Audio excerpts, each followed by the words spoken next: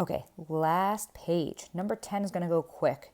Here's our tangent equation. We're just going to determine the characteristics. Now, super important, we've talked about this a little bit. There is no amplitude for the tangent function. Don't let that number fool you. It's just there. It does a stretch. It doesn't really change the amplitude. It just stretches out the function. No amplitude. The period for the tangent is pi over b.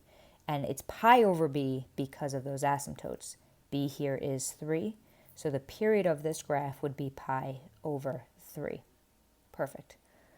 Vertical shift and horizontal shift, I have these a little backwards, but that's okay. Vertical shift is -2. Horizontal shift, there is none here. So there's your answer for 10. Important, amplitude none, period is pi over b. Pi over b for tangent and cotangent because of the asymptotes. Number 11 is another inverse function. We work from the outside in. I'm sorry, the inside out. My apologies. So sine 300. We do this first. All right. So 300 is in the fourth quadrant. Sine is negative in the fourth quadrant. So I know no matter what, this answer is going to be negative. My reference angle in the fourth quadrant for 300 degrees is 60 degrees. We get that by doing 360 minus 300. We get 60 degrees.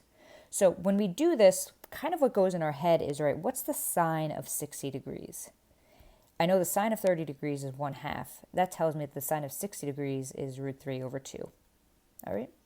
It's going to be this number with a negative in front. Cool. So sine of 300 degrees is negative √3/2. Right from your unit circle, if you have it memorized, great. Then you really probably don't have to go through this process. But that's how we get these numbers. So I want to know what's the sine inverse of negative √3/2. All right, so sine inverse. The trick with sine and tangent really is that you have to exist either in the first quadrant or the fourth quadrant, but you go negative in the fourth quadrant. So because this is because this is negative, we're going to live in the fourth quadrant, but we're going to make the angle negative. And we're going to pretend we're going down instead of going around the unit circle like we would like to. We pretend we're going to go, we're just going to go like this way instead. So this answer is really just negative 60 degrees.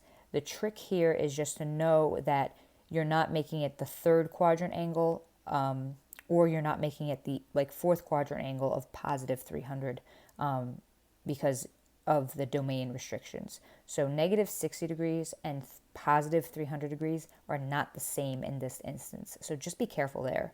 But that's our answer, negative 60 degrees. And then this question, we've talked about this. I say we talked about this question. This question was in your review.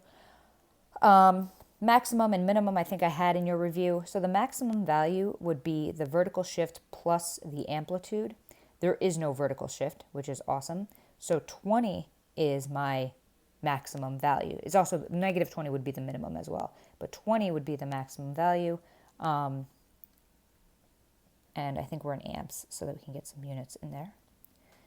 And then how long does it take for I to go through one complete cycle? Now remember, the period of a function is one complete cycle, how long it takes to go through one complete cycle.